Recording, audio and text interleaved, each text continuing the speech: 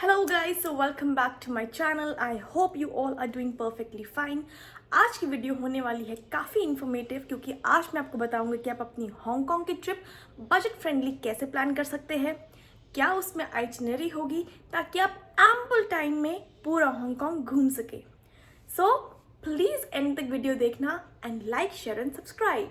So let's start. So सबसे पहले आप जैसे ही एयरपोर्ट पहुँचोगे तो पहुंचने के बाद आपको सबसे पहली चीज़ जो करनी है वो है आपको ऑक्टोपस कार्ड इशू करना है। तो octopus card is nothing but just like a metro card. जैसे हम इंडिया में मेट्रो कार्ड इशू करते हैं एक स्टेशन से दूसरे स्टेशन जाने के लिए, वैसे ही हमारा ऑक्टोपस कार्ड होता है जो आपको एक स्टेशन से दूसरे स्टेशन में पहुंचाने में हेल्प करता है। यही नहीं, ऑक्टोपस कार्ड आपका शॉपिंग में यूज़ हो सकता है, रेस्टोरेंट्स में यूज़ हो सकता है, 24/7 यूज़ हो सकता है, इनफैक्ट टैक्सीज में भी यूज़ हो सकता है।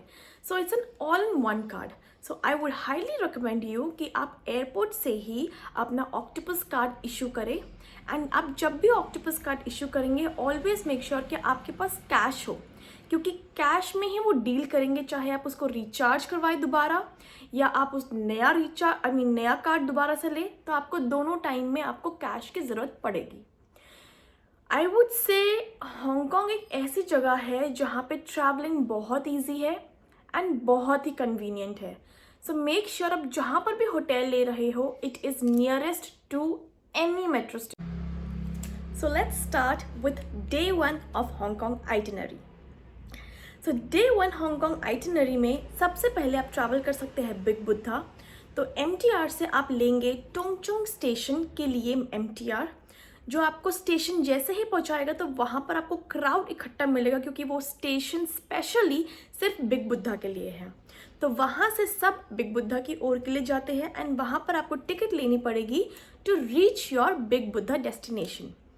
स्टेशन से बिग बुद्धा एक केबल कार जाती है जो कि अराउंड 15 to 20 मिनट्स की होती है। अगर आप टिकट्स बुक करेंगे क्लूक से तो आपको अराउंड पड़ेगी 250 हांगकांग डॉलर्स, बट अगर आप 1-to-1 लेंगे वहीं पर ही तो आपको वो पड़ेगी 300 हांगकांग डॉलर्स। अगर मैं 250 हांगकांग डॉलर्स की बात करूं तो वो अराउंड 2500 पर पर्सन होती है एंड वो काफ़ी बेटर है as compare to 300 Hong Kong dollars, क्योंकि आपको वही सेम चीज़ डिस्काउंट पे मिल रही है। So why not. तो जैसे ही केबल कार आपको पहुंचाएगी बिग बुद्धा, वहीं से ही आपकी डेस्टिनेशन शुरू होती है। अब चलते हैं अपने डे 2 यानी कि ओशन पार्क। बहुत सुंदर जगह है, सबको जाना चाहिए वहाँ पर। ओशन पार्क एक ऐसा पार्क है जो कि 4 आइलैंड्स में डिवाइडेड है एंड ऐसी नहीं है कि आप यहाँ से जाओ वॉकिंग है, नहीं, हर एक आइलैंड में आपको ट्रैवल करना पड़ेगा एंड वो ट्रैवल आप करेंगे केबल कार से, यानी कि वो फ्री होने वाला है बिल्कुल। तो अगर मैं एक आइलैंड पे हूँ, मुझे दूसरे आइलैंड पे जाना है तो मुझे केबल कार के थ्रू ही जाना पड़ेगा and that is really amazing and exciting. किसी को हाइट का फियर है तो यू हैव एन ऑप्शन, एक ट्रेन भी जाती है दूसरे आइलैंड पे, so you can take a train, that is also free. Now इस पार्क में आपको एनिमल्स मिलेंगे, penguins, seals, a lot of animals and then यहाँ पे बहुत सारी अमेजिंग राइड्स है। So don't forget to go to this place. यहाँ पर पर्सन टिकट है 4800 INR, which is fine as compared to Disneyland, which I'm going to tell you on which day we went to. तो yes, सो day 2 अभी finish नहीं हुआ। Day 2 हमने continue किया था सिम्फनी ऑफ लाइट्स जाकर, जो कि आपको मिलेगा विक्टोरिया हार्बर पे। अराउंड 8 PM आपकी लेज़र लाइट्स शुरू हो जाती है। It was a beautiful experience but बहुत हाइप है। So if you like laser lights go for it and if you think कि आप कहीं और जा सकते हैं so why not, but laser light in Victoria Harbour called as Symphony of Lights is famous, so I would recommend चले जाओ यार। डे 3 पे हम आ गए थे अपना डिज्नीलैंड।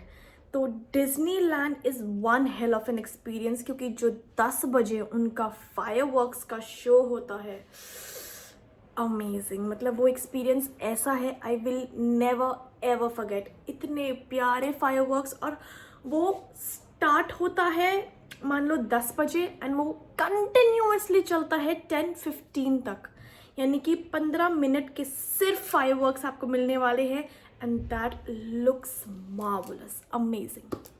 अब डिज्नीलैंड आप जा सकते हैं अगेन MTR से, तो Disneyland is again a station MTR में, तो आप डायरेक्टली पहुंच सकते हैं। जैसे यहाँ पे पिंक लाइन है, वहाँ पे डिज्नीलैंड की भी पिंक लाइन है। तो डिज्नीलैंड की हमारी टिकट हमें पड़ी थी अराउंड 9 to 10,000 के बीच में पर पर्सन। आई वुड से अगर आपको डिज्नीलैंड जाना है ना, आपको सारी राइड्स कवर करनी है, क्योंकि वहाँ पर भी 4 से 5 पार्क्स होते हैं, हर पार्क में अलग अलग तरीके की राइड्स होती है। तो अगर आप चाहते हैं कि आपको सारी राइड्स कवर करनी है, आई वुड से आप प्रायोरिटी पास ले लेना। पर पर्सन 2 से 3 हज़ार एक्स्ट्रा लगेंगे, क्योंकि हमने नॉर्मल पास लिया था विच कॉस्टेड अराउंड 9 to 10,000 के बीच में, बट लिटरली एक राइड के लिए हमने 1.5-2 घंटे भी वेट किया है। So it was really exhausting. फिर थक ही जाता है बंदा, फिर मन ही नहीं करता कि क्या करे अब।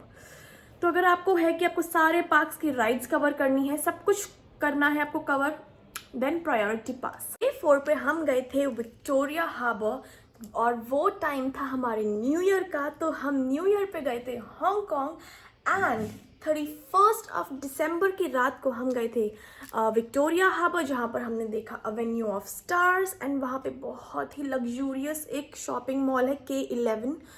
वहाँ पे डियोर ने अपना रेस्टोरेंट खोला हुआ है, डियोर ने अपने आर्टिफैक्ट्स, बहुत ही सुंदर सुंदर चीज़ें लगा रखी है। तो that is one of the luxurious mall जो मैंने आज तक देखा है। Name any brand and you will find that brand there. वहाँ से मैंने अपने 2 कोच के बैग भी लिए थे। So yes, amazing experience. Avenue of stars पे आप जा सकते हैं, जहाँ पे फेमस पर्सनालिटीज़ के नाम लिखे हुए हैं। सो यस, 4th डे में you can cover Victoria Harbour, Avenue of Stars and K11। Day 5, so day 5 पे आप जा सकते हो मॉन्स्टर बिल्डिंग। तो मॉन्स्टर बिल्डिंग बहुत ही बड़ी बड़ी बिल्डिंग्स हैं, एंड वो फेमस इसलिए है क्योंकि वहाँ पे इतने छोटे छोटे फ्लैट्स हैं, एंड उन छोटे छोटे फ्लैट्स में इतने सारे लोग रहते हैं। So yes, it is just like small apartments in a huge building. उसमें एम्पल अमाउंट ऑफ फ्लैट्स हैं, बहुत ही छोटे छोटे कमरे हैं। मॉन्स्टर बिल्डिंग कंप्लीट करने के बाद आप विक्टोरिया पीक जा सकते हैं। विक्टोरिया पीक से बहुत ही सुंदर सीनिक चीज़ें दिखती है वहाँ से, एंड पर person it will charge you 1200 rupees. तो आ जाते हैं अपने लास्ट डे पे। लास्ट डे हमेशा अपना लेजर टाइम रखना, जहाँ पर आप अपनी शॉपिंग कर सको, अपने आर्टिफैक्ट्स ले सको, अपने सोवेनियर्स ले सको। सो यस, हमने अपना लास्ट डे इन सब चीज़ों के लिए ही रखा था। एंड अब आते हैं अपने मोस्ट इम्पॉर्टेंट टॉपिक पे, यानी कि बजट। कितने टाइम में हमें क्या मिला था। सबसे पहली चीज़, you need to make sure कि आप अपने जब होटल्स या फिर एयरबीएनबी बुक कर रहे होंगे, तो आपको या तो सिमसा शुई में करना है या तो जॉर्डन में, क्योंकि ये दोनों सेंटर्स है और बहुत ही ईजिली कनेक्टेड है एक दूसरे से। राइट की तरफ हमने अपना होटल लिया था जॉर्डन में, तो हमारा राइट की तरफ पड़ा था सिमसा शुई, एंड लेफ्ट की तरफ हमारा पड़ा था मॉन्कॉक, जो कि स्नीकर्स हब है। मतलब वहाँ पे हर दूसरी जगह मुझे नाइकी के ब्रांड्स दिख रहे थे, चाहे वो न्यू बैलेंस हो, कोई भी ब्रांड हो, यू नेम इट। वो एक स्नीकर मार्केट है जहाँ पे आपको एंड टू एंड बहुत ही अमेजिंग ब्रांड्स मिलने वाले हैं, एंड विद बेस्ट क्वालिटी। अब आते हैं अपने बजट पे। हमारा जो होटल था वो हमें 40,000 का पड़ा था, बिकॉज हम न्यू ईयर पे गए थे। एंड आई बिलीव अगर आप सब ऑफ सीज़न या फिर शोल्डर सीजन में जाएंगे तो आपको 25 to 30 के अराउंड पड़ जाएगा। हांगकांग इज़ एक्सपेंसिव, वहाँ पे लिविंग महंगी है, तो आपको होटल्स थोड़े से एक्सपेंसिव मिलेंगे, और आपको अगर आप जितना भी महंगा लोगे, आपको कमरे उस हिसाब से बड़े नहीं मिलेंगे। सेकेंड चीज़, हमारी फ्लाइट पड़ी थी अराउंड 42,000 पर पर्सन, क्योंकि हम न्यू ईयर के टाइम पर गए थे। अगर आप नॉर्मल डेज में जाओ तो 25 to 30 के आसपास आपको पड़ जानी चाहिए। फिर आता है हमारा ऑक्टोपस कार्ड। ऑक्टोपस कार्ड का starting balance is 200 Hong Kong dollars, जिसमें से 150 हांगकांग डॉलर्स आपका बैलेंस होता है, and 50 Hong Kong dollars is your security. तो जब आप वो कार्ड वापस करेंगे तो आपको वो 50,000 जो हांगकांग डॉलर्स होंगे वो वापस रिफंड हो जाए। तो बिग बुद्धा में हमें अराउंड 5,000 हमारी टिकट हो गई थी INR, खाना पीना अलग। तो अगर आप मानकर चलो 1,000-2,000 का 1 मील पे आपका खर्चा हो जाता है, तो मैं मानकर चलती हूँ 7,000 बिग बुद्धा में खाना पीना मिलाकर आपका हो जाएगा। सेकेंड हमारा था ओशन पार्क, जहाँ पे हमारी टिकट थी 4800 की। तो अप्रॉक्सीमेटली आप मानकर चलो कि आपके 10,000 की तो सिर्फ टिकट ही टिकट हो गई। देन वहाँ पे खाना पीना अलग। अगेन खाना पीना डिपेंड्स कि आप कैसे खाते हो।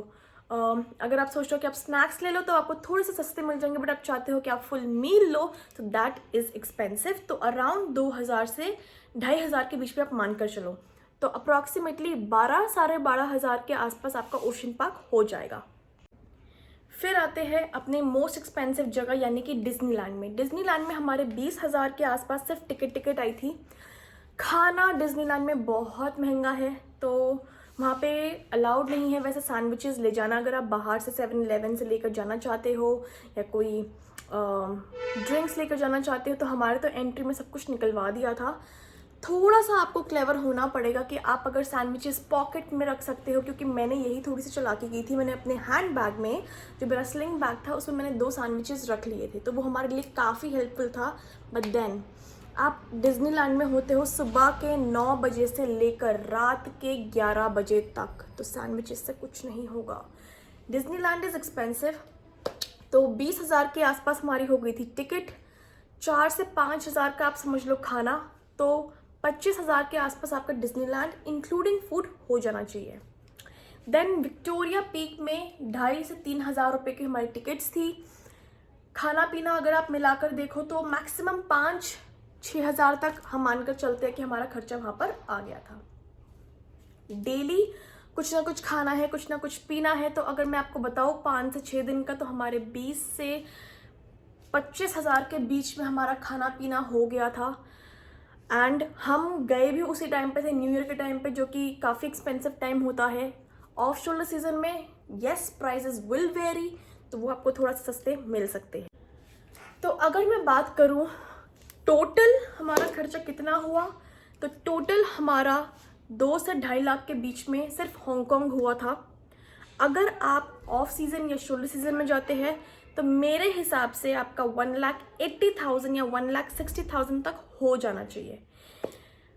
हमारा मतलब मुझे बहुत शौक था, मेरे हस्बैंड प्रतीक को भी बहुत शौक था कि हमें अपना न्यू ईयर हांगकांग में सेलिब्रेट करना है। पैसे थोड़े से खर्च हो गए, बट ठीक है, एक्सपीरियंस अपना है। ऑलराइट यू गाइस, तो अगर आपको मेरी वीडियो अच्छी लगे तो please like, share and subscribe. अगर आप चाहते हैं कि आपको ऐसे वीडियोस और मिले तो please let us know, we will let you know कि हमने मकाओ में क्या किया था, सिंगापुर, मलेशिया, वियतनाम में क्या किया था। This is our starting. And अगर आप कुछ सजेशंस देना चाहते हो मेरी वीडियो को लेकर, so please do comment and let me know. Thank you.